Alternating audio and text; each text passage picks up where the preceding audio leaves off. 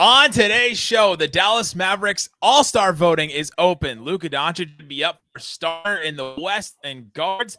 We got a little preview on Dirk's statue and Maxi Kleber had injuries. We'll talk about all that and more on today's Locked On Mavs. I'm Luka Doncic, and this is Locked On Mavericks podcast. Dallas Mavericks are NBA champions.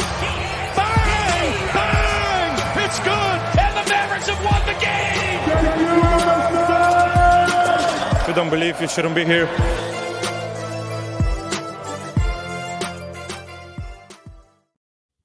And welcome. You are locked on to the Dallas Mavericks. My name is Nick Angstead, media member and NBA channel manager for the Locked On Podcast Network. Letting it ride in my own life inside of a closet on the road today. Your team every day. Got to keep it going. Thanks for making Locked On Mavs your first listen every day. Remember, Locked On Mavs is free and available on all podcast platforms, including YouTube, where the best way you can help us grow the show is to comment anything below. Let us know who's your all-star. Let's just start with your West starters. Give me your West starters below. Who are the West starters? Give me 5 players that are starting in the West. 2 guards, 3 front court. Talk about that a little later today. Today's episode is brought to you by BetterHelp. As the world's largest therapy service, BetterHelp has matched 3 million people with professionally licensed and vetted therapists, available 100% online. Learn more and save 10% off your first month at BetterHelp.com/LockedOnNBA. And joining me, as always, my co-host, writer, contributor at Mavs.com, the homebody boy, the one more thing king. What you got for me, Isaac Harris? Yeah, I'm just kind of bummed. I got outbid for the Suns, and I put a bid in, and I thought I was like right there, and just kind of a bummer day. I thought I had it. You can't win them all, and I'm just upset because Luka's getting his team taken away, right? As the owner of the Suns for a long time now that the Suns have been sold, and they're going to be a new owner for the Phoenix Suns. That should be interesting, but it's no longer Luka Doncic. That should be the talking point today. Will Luka Doncic play basketball now that he has $4 billion after selling? Well, I think they're only paying $2 billion for the actual share that Matt Ishba guy is getting, or however you pronounce his name. Well, it's a 60% share, but still. On today's show, like we said, we're going to talk about the All-Star Ballot. We're going to break down our All-Star Ballot, what it would look like. We'll go starters. We may go reserves. I don't know if Isaac prepared his reserves, but I got mine on both conferences. Yeah, I got mine on tap too. So we'll talk about what our All-Star Ballot would be right now, where Luka falls in that. And then on Twitter, you can check at Locked On at Nick Van Exit. I retweeted a little sneak peek. Somebody got a sneak peek of the Dirk statue outside of the American Airlines. That's going to be erected or revealed on Christmas Day. And so that's going to be a big ceremony. That should be fun. So we got our first look at the actual statue. And then we'll talk about Maxi's surgery real quick. But let's start with Dirk's statue real quick. We got a little look at it, and I know there was a lot of you. I think I got like several DMs over the last couple of months since, or at least maybe years since they released the actual, like, the first look, like the little small version of the statue at Dirk's jersey retirement to now when like the statue is actually going to be unveiled. And they were worried that those like 3 extra little balls on the top, or beads as some may call them in certain circles, depending on what you do in your personal life, that they weren't on there. So we may have a beadless statue, Isaac.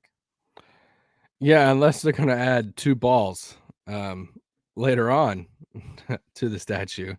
Which they could still add it on to the top, right? I feel like you could just screw it in, and then the statue guy could just say screw it and just jam it in. After the statue is erected, they could add 2 balls, but right now, from that footage that was on Twitter, it looks like it just had 1 ball, and it looks really good. One visible ball, just one visible ball. Yeah. Yeah, the statue does look good. I'm really excited to see it. I'm visiting family right now, and I'm going to fly back on Christmas Day to come see the statue and to go to the game because I'm so excited to see it, to witness that. And that's history, man. Like, not a lot of think about all the players across the league that have had a statue. There's like 8 in LA, I think. There's I think the Stockton Malone one. There's Charles Barkley has one. Like however there's not too many statues in like that are of NBA players. Michael Jordan. There you go. That's a great one. And Dirk's gonna have one now, which is much deserved. And a reminder, the statue ceremony is happening Christmas morning. Great timing, by the way. Christmas morning, and it's going to be a live stream. So if you want to watch it from the comfort of your home after you've opened up gifts, whatever it is, and you're like, hey, I'll watch this Dirk ceremony, you can't get to it, then you can watch it. The other news of the day is that Maxi Kleber had successful, which I don't know if any team has ever said that he had a player had unsuccessful surgery, but successful hamstring surgery. He was slated to be out 6 to 8 weeks, according to Shams Charania a couple of days ago. And so now we're looking at it. And In Street Clothes had a pretty interesting report on this. He's a guy that tracks all NBA injuries, has a big database of like what injury it was, what leg, like, or what side of the body, how long they were out, different things like that. And he said, quote, the hamstring surgery is pretty uncommon in the NBA. I only have 3 other recorded cases in my NBA injury database. Chris Middleton's injury, which Kid used as a comparison for Maxi's tear, remains the best comparison. Middleton returned to action 133 days post-surgery. And we know Middleton just recently returned. Yeah, it's encouraging. That'd be just under 4.5 months, which would take him to like the playoffs, right? Yeah, I mean, I'm just approaching this by saying, I'm expecting the rest of the regular season and just holding out hope that he can return for the playoffs. I think so too, which is a real big bummer, especially if they do make any kind of moves, because you'd want to have at least some time to get used to everybody. And they also just signed him to another deal, and he had this injury. And that was one of the big reasons why we were concerned about that deal. He has had injuries in the past. And so it's one of those, you're like, all right, well, injuries happen. You can't turn injuries off in the real game. And so we'll just deal with it and expect the worst, basically, like Isaac just said. All right, let's get into the actual All-Star ballots. The All-Star ballot broke today or came out today. You can go vote right now. Go to the NBA app and you can just open it up. I have it opened up right here. And you open up West guards. The first one, the first player that you see is Luka Doncic. The next one is Shai Gilgeous-Alexander. Then Steph Curry. I think they're just going by points per game. Damian Lillard, Devin Booker, John Morant. Those are the first 6. Desmond Bane, De'Aaron Fox, Anthony Simons. But only 2 can start, Isaac Harris. Is Luka Doncic going to be one of those? Yeah, he should. I think it's honestly going to be a 3-man battle. Honestly, it could be 4, to be honest, if we want to throw Booker in there. But, for a while, you asked me this last week before Steph's injury. I'm like, yeah, I think Steph and Luka's going to get this. But now I think Ja's going to overtake Steph in that. So I personally think Ja and Luka could, because I think if Steph misses some time, I think there's a world that, and they continue to be like towards the bottom of the standings. I think Ja could pass him up. Yeah, that's fair. We should also remind everybody how the voting works. So for starters, just for the 5 starters in each conference, the fan voting. So what you can do, what I can do, all that fan voting account for 50% of the vote. And then current players all vote, and a lot of them like vote for themselves or whatever. And then media will vote as well. And the media and the players each count for 25% apiece. So that's how you put it all together. And so it's interesting. Luka got the popular vote a couple of years ago when Steph had a down year. Ja hadn't really ascended yet. And then Ja ascended last year, and he got the popular vote like big time. And now Steph any other year had gotten the popular vote as far as West guards. And that's a really interesting little group there to see who's going to get the popular vote this year, because Luka's team isn't doing that great. If you didn't know by now. And so the fan voting will be interesting. I think the player voting and the media voting will be a little interesting too, but I'm pretty sure it's just going to come up Luka and then probably Steph. But if Steph misses a bunch of games, like you said, then yeah, probably John Morant because of team success, maybe Booker, depending on who's better by that time between the Suns and the Grizzlies. Yeah, I think Steph and Ja, there's a world that Steph and Ja are their starting backcourt just because they win the popular vote. They're 2 super popular players. So then, I think Luka stuff, I actually think that's how it will turn out. I think Steph and Ja will have more popular fan vote than Luka, but I'm thinking that media / players might give Luka the edge a little bit. He's gonna make the All-Star team anyway, right? Like this is a lot of this is like, will he would be a starter for this many years? Like I don't know if people look back and say that all the time, but did he make an All-Star team? That's really what matters. So coming up, we'll talk about who else we think can start for the West, start for the East, and then we'll go into our benches for the All-Star as well. Go through our whole ballot. We'll talk about that coming up. But before we do, this show is sponsored by BetterHelp. BetterHelp is something I've actually used in my real life because everybody needs help. Life doesn't come with a user manual. You know, everybody's got different problems. You have parent stuff, you have sibling stuff, you have spouse stuff, you have, kids stuff, you have like school stuff. There's trauma. There's just so many things like that life hands at you. I pick up my phone. I actually did this today. I picked up my phone today and I just looked and I was like, I have Twitter, I have like Reddit, I have the news app, and there's just like so many little stressors in there. I could search through and find a whole bunch of things that I should either be upset about, frustrated about, not know how to process, like all those things. Like imagine all the things going through your head all the time. You probably don't have to imagine it because it's actually happening to you. BetterHelp can help you with that. They can help you set you up with a licensed therapist that helps you. They're the world's largest therapy service. BetterHelp has matched 3 million people with professionally licensed and vetted therapists, available 100% online. Plus, it's affordable. It is affordable. Just fill out a brief questionnaire to match with a therapist. If things aren't clicking, you can easily switch to a new therapist anytime. They're used to that. They want you to do that. They want you to find somebody. So don't be intimidated if, all right, well, I can't switch this person because then they won't get paid, blah, blah, blah. Don't worry about that. No waiting rooms, no traffic, no endless searching for the right therapist. Learn more and save 10% on your first month at betterhelp.com/LockedOnNBA. That's BetterHelp, HELP.com/LockedOnNBA. All right, Isaac Harris, thanks for making Locked On Mavs your first listen today. Go check out the Locked On Sports Today podcast after this one. Great stuff all the time from Peter Bukowski and the team over there coming up with the biggest stories in sports. Let's talk about our All-Star ballot. So I think as of right now, I think I'm going to do this as of right now, right? We can kind of project and say, all right, Steph's going to miss a bunch of games. Anthony Davis probably miss a bunch of games. Like you could do all that. But I think I'm just going to try to do it as of right now. Who would I pick? And then we'll probably do this, further down the line, and then decide games wise by then. That's why it's so tough to talk All-Stars on December 20th because there's some guys. Whose idea was this? It was mine. But you look at some guys like Jaren Jackson, you look at Desmond Bane, you look at some of these dudes that have played, 11, 13 games. It's like, all right, well, if you play from here on out, then you're going to be an All-Star, probably Jaren Jackson, maybe. But then it's the opposite, like you said, with like Anthony Davis. If he misses, a month, like, is he going to get in? I don't know. That'd be tough.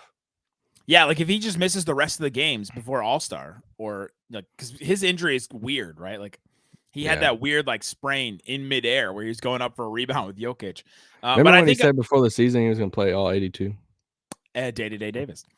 I think right now Luka and Steph are my guards. I think that just stats wise, just the incredible season they've both had, like. You kind of throw team success aside when the player has been that good, like been that incredibly good, been putting up numbers like that. And so I just picked Luka and Steph. Yeah, I got Luka and Ja. But you know what's unique about this one compared to like the East is you look at the standings in the West and you look at like the bottom of the West and you're like, all right, there's some teams down there that are all going to get at least one player. Yeah. Like the Lakers are going to get LeBron. And it's like Luka, Steph, SGA is going to be an All-Star. And it's like all four of those teams right now. Like, well, you look at the guards and you look at the guards in the West. Like I guess we can do that a little bit later, but like they're all they're like 6 of them are locks. It's like it's so hard for you to find I have six locks, and that's how many guards you can have because you have you have 2 starting guards, you have 2 guards on your bench, and then there's like 2 utility, if we want to say that, spots on the bench to have a 12-man roster. And I think both of those will go to 2 guards in the West. So we have the guards, Luka and Steph, or Luka and Ja. I think either way pretty much works depending on what happens with injury and all that. Then the front court, you get 3 front court. So it's not like 1 center and 2 forwards. It's 3 front court players. So it's all of them combined. I think Jokic is a lock there. I think probably LeBron is probably a lock there, even with their team success. And then if I was going to pick right now, Stop it. Don't pick Anthony Davis. No. I was going to say, it's Anthony Davis versus Zion. Anthony Davis had a really good run recently. I got to pick Zion, though. Yeah, I do too. Paul George is available in the front court, though. He's not a guard listed right now, so that one's a little. That one's Zion, a little. That one's a little interesting. Lauri Markkanen is another name. Jeremy Grant, but you just look down and like Towns, Sabonis. Yeah, not starters though. You're like, all right, yeah, we're not. There's no other starter candidates though. But yeah, it's Zion, LeBron, and Jokic. Those are my 3 front court.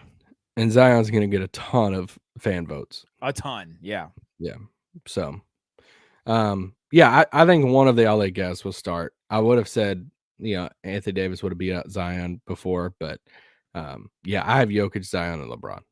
You just can't look at the team success between the Lakers and the Pelicans and be like, oh yeah, let's give the Lakers 2 guys and let's give the Pelicans none starting. Yeah, because the rest of the roster sucks so bad. Zion's been so good. Like he's been so good this year. When you look at the first 2 guards off the bench, I'm assuming we both have Booker. You have Booker and Ja. I have Booker and Steph. Those are just locks. Like they're locks. Do you want to go ahead and say that the last 2 spots are SGA and Damian Lillard? And Lillard, right? Like there's 6 guards in the West that are probably going to be locks, and so they're fighting for 6 front court spots, and that's it. That's all that's left. There's no other like spots for anybody else, and that leaves out even that though. Like I would almost say Jokic, Zion, and LeBron are locks. So I think there's like a huge fight for just like 3 front court spots. Yeah, for sure. But since all 6 of those guards are locks, and then you have the front court spots left, that means that's no De'Aaron Fox, that's no Anthony Edwards, which probably means no Timberwolves, maybe. No Timberwolves. Right. That's kind of nuts if you thought about that before the season. No Anthony Simons, Desmond Bane probably doesn't make it. CJ McCollum, so that means probably no second Pelican. See, Ingram falls into that like Jaren Jackson category of like he's only played I think 12 games or something. So if he plays a lot more games and he's averaging over 20 a game on a Pelicans team that's top 4 in the West, and I think he's definitely considered for these 3 spots in off the bench. For me, I have Paul George and Sabonis as 2 kind of locked in, and then I have a handful for the last one. The Sabonis one is interesting. You've been hot. Give me the case on Sabonis, just because of the Kings' record and because that's the only spot that's available. The Kings can't be in the top 6 of the Western Conference and not have an All-Star. Not when a guy like Sabonis is averaging 18 points, 12 rebounds, shooting 62% from the field, 40% from 3. Like the dude is killing it. He had 16 rebounds in 1 half the other night. He's not the like sexy fun pick to have in the All-Star games, and he got picked. Speak for yourself. He got picked, last in the draft and all this stuff. But the dude is just solid, and it's like it's him or Fox. And unfortunately, like there's just the door is a little bit more open for a front court player, and I think Sabonis should get that. Yeah, I feel like if you just went like player for player, it should probably be Fox that makes the All-Star team over Sabonis. There's just not a spot, right? Like there's those 6 guards that are just such locks that you're not going to get a spot unless you can move Luka to forward or something, but he's not listed as a front court player this year. You can move Paul George to forward, and so yeah, he's definitely one of the front court. And then, I mean, right now I'm penciling in Anthony Davis. Yeah. And then I think if you don't put Anthony Davis there, should I hide over in the corner? Oh no! What are you about to say? I think we got to put Lauri Markkanen in. Right? Can David Locke hear me? I think it's Markkanen, Brandon Ingram, or Jaren Jackson. If it's not Anthony Davis, like there's a real world that it's Anthony Davis, Paul George, and then it's the toss up between Sabonis, Ingram, Markkanen, and Jaren Jackson. What do the 2 Suns have to do? What do Ayton and Bridges have to do to get any conversation of those spots? Would the Suns have to be like? Would the Suns have to be like the number 1 team by like 10 games or something? Yeah, they just don't have the stats for it. And Chris Paul's old. Yeah, he's not even. We haven't even mentioned his name yet. Like he's not even in this conversation. Gobert's not in this. Like It's wild that none of those Timberwolves are going to make it at all. Yeah, I think that I'm really intrigued by the Jaren Jackson argument just because they've only lost 8 games. No, they've lost more than 8 games. It's Milwaukee has only lost 8 games. But they're the top of the West. They haven't lost many games. Yeah, let's say they're the top of the West after 3 or 4 more weeks. And he's like the leader in the clubhouse for Defensive Player of the Year. I think you have to have a real conversation about that, but I really like Sabonis in that spot. Coming up, the Eastern Conference. Let's move over to there and bring our ballot to there. This is impossible to do, especially the starters. We'll talk about that coming up. But before we do, let me tell you about BetOnline. It's the best place to check out the odds and lines inside and outside of sports. You can go ahead and check out all kinds of NFL stuff. They have NBA stuff all the time. Let's see what they have right now for futures. All right, NBA champion. Who's the number 1 team on BetOnline for the championship right now? Odds to win. Milwaukee and then Boston. Boston Celtics plus 340, Milwaukee plus 600. Wow. That's a pretty big gap between those teams. Guess who number 3 is? You'll never guess. You'll never ever guess. Really? Clippers. Yeah. Damn it. Really? Yes, Clippers number 3 plus 900. That one is wild to me. That's way out there. I did not think the Clippers would be that high in this bowl. Warriors plus 1,000 after that. Suns plus 1,000. Grizzlies plus 1,200. The Mavericks are now down to plus 3,500. They're under the Lakers, the Sixers, the Cavs, the Pelicans, Nuggets, all that to win the championship this year. We get it, Nick. We get it. Put down $100 on the Mavericks. They somehow pull it off. They win the title. You're winning $3,500. You can go check that out on BetOnline. All kinds of other stuff, NFL as well. Check it out. It's BetOnline, where the game starts. All right, Isaac Harris. Let's move over to the Eastern Conference, where when I first put my ballot together, I was just doing it without the ballot. The ballot hadn't come out yet, and I was just writing them down. I tried to cheat and put Jason Tatum as a guard, and I was like, oh, perfect. This works so well. And then Jason Tatum's not available as a guard. And so now we have this dilemma. There's 2 guard spots, 3 front court spots as the starters. Let's start with those guards. Mitchell's a lock for me. Donovan Mitchell is a lock. Yep. Cleveland Cavaliers. And then you look at the second guard spot, and you're like, okay, here are your options. Trae Young, Jaylen Brown, Kyrie, DeMar DeRozan, Bradley Beal, James Harden, Levine, Jalen Brunson, Darius Garland, DeJounte Murray, Tyrese Halliburton, Drew Holiday. I think I've named like every name that you would think of. Yeah, I think so. Who's the other starter then? Terry Rozier. Did you say him? he is there. I got Jaylen Brown. Jaylen Brown, that's the Celtic they were putting as a guard, which makes no sense if you were just to line them up. You'd be like, all right, who starts? You obviously say Jason Tatum, but yeah, Jaylen Brown's the one that makes sense. And Jaylen Brown and Tatum are absolute locks. Like, they're both going to make it. Oh, yeah. I mean, Jaylen Brown's averaging 26 points, 7 boards. One of there's 2 top tier teams in the league right now, them and Milwaukee, and they've only lost 9 games. So when you're averaging 26 points a game on arguably the best team in the league, you're an all-star. And in this case, I think you're an all-star starter. So Donovan Mitchell, Jaylen Brown, the 2 guards. I think I agree with you on that. Then you have the front court players. Good luck. You turn to that, and that one is really tough. Okay, real quick. How much is this going to be a talking head, social media, just dogfight?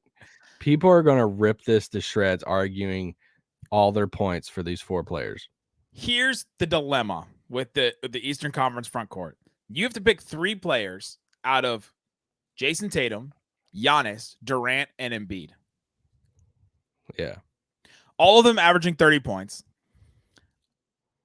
Their teams are all pretty good now. Celtics are amazing. Bucks are amazing. You have the Nets and the Sixers that have played well lately after injuries and stupid drama.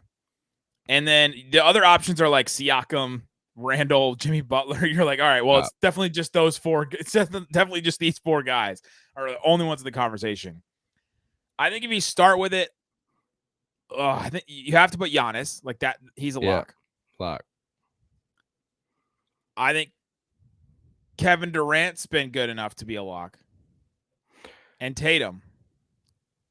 Yeah, there's not a wrong answer with this. The only reason I did exactly what you did is Embiid's played like 23 games compared to the other ones who've played like 29 and 30. So And there's there's a just bunch of literally there's a bunch of if time there's between now and then. yeah, if there's no injury between these guys, it's gonna be impossible. And it's gonna be all these social media arguments. And it's gonna be funny seeing And it is gonna be fun. And then if Joel Embiid is the one that is quote unquote benched, doing air quotes here. Yeah. He's going to be the only one that would even comment on it. Durant may make some kind of tweet Durant about it. Probably would, yeah. He may tweet about it, but I don't even know. I don't think he doesn't get into stuff like that. He gets into like weird stuff. He doesn't get into like if he's not picked for MVP like Joel Embiid did all last year. So with fan vote, I think Giannis and KD will lead the fan vote for it. Who do you think is more popular, Embiid or Tatum? Man, that's tough. It's probably Tatum. I don't know. Anyway, especially with the finals. Man, that is a hard one. Oh man. So, yeah. If you look at team success though, like if that's one of your criteria, then you're like, all right, well, Tatum. Yeah. Yeah. And it's wild that Tatum just wouldn't start this All-Star considering how good he's been on the second best team in the NBA so far. Yeah. Let's jump to the front court off the bench for the East. Since you have the fourth guy as one of your three front court players. Yeah. So we both have Embiid. Who's your other two guys? I think Siakam is another one. And then you're like, all right, here are the next names on this list here.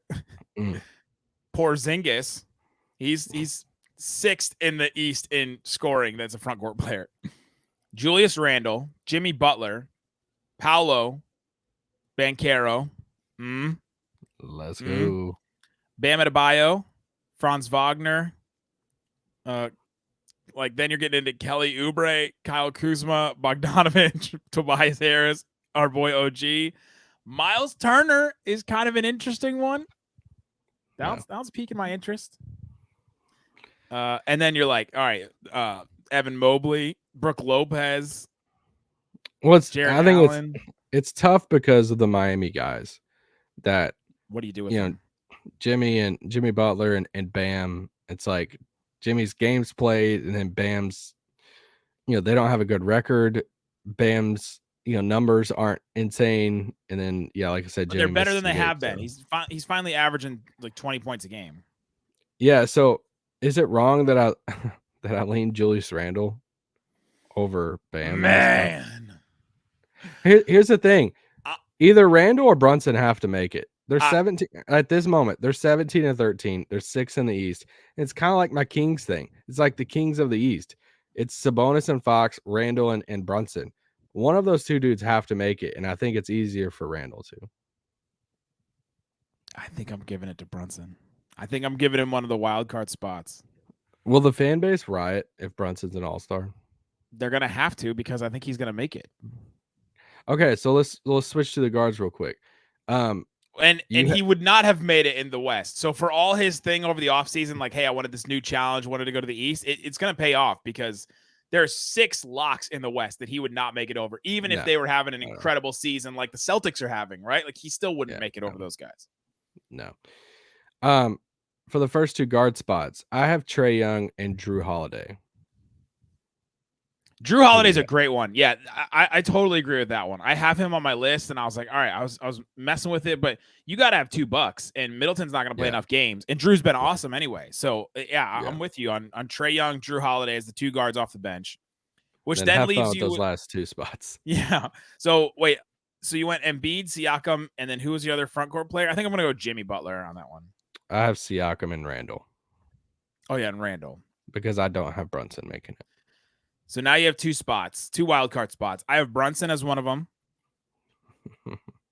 You chose chaos. And then what do I do? What do I do as my last? East? I'll tell you who I have. I think I'd go DeRozan probably. Oh, okay. Why? I think he's been good. Question mark. can I make my case? I think, go for it.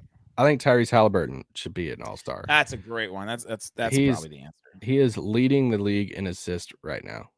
That's crazy to think about. But he's averaging 20 and 10 a game and leading the league in assists. They've been overperforming a little bit. They've came back down to earth a little bit, but I think he deserves one of those last two spots in the East. That's great. Yeah. Pacers have been a lot better than we thought. He's definitely one of the big reasons. Wally Zerbiak hates him, so apparently that's like a really good reason to pick Tyrese Halliburton. Go search Tyrese Halliburton, Wally Zerbiak on Twitter, and the clip will just Wally Zerbiak talking about him. It floored me. I'm like, I have not thought about Wally Zerbiak since he was playing with, I don't know, the Timberwolves probably, or that one year he played with LeBron, and everybody was like, he's a shooter off the bench. Everybody watch out. He's gonna bring spacing for LeBron. But yeah, apparently like Tyrese Halliburton denied an interview request from Wally Zerbiak's wife, and so Wally Zerbiak got upset with him, and he called him like a fake wannabe all-star. Wow. And like all this kind of stuff on air. Like he's apparently like TV analyst for somebody. Dang, yeah, he would have been really salty with Gio Bernard. You're gonna be salty with my last pick in the East. I think Kyrie has to be considered. Wow. It's tough, but it's like he's averaging 26 points a game. And they've climbed up to 4th in the East, right? Like, so then you're getting 2 Nets. You're getting both the Nets. Yeah, it's almost like the Lakers stuff, right? Like they're so top heavy. You think he'll start? Honestly, I mean, you joke, but he's gonna get a ton of fan votes, right? He's played 22 games too, so that's like not too far off. It's not like he missed a whole bunch of games so far this season. He's gonna get a lot of fan votes, and yeah, he's gonna be playing, and they're playing good with him. So the other ones I had on there was Darius Garland. He's averaging 20 points a game on a Cavs team that's 3rd in the East, but I think it's almost there. I think they're the Lakers of the East. It's the roster's so top heavy with those two guys, and they're both playing really good, and the team's playing good, that there's a case for it. But there you go. A case can be made. Let us know what you think in the comment section below, who makes it, and then let us know what your West starters are as of right now in the West. Guys, thanks so much for making Locked On Mavs your first listen today. Go check out the Locked On Sports Today podcast, the best the best stories of the day, instant reactions, big game recaps, the take of the day, and check it all out on YouTube and wherever you get your podcast. Locked On Sports Today. Guys, thanks so much for listening to Locked On Mavs. Peace out. Boom.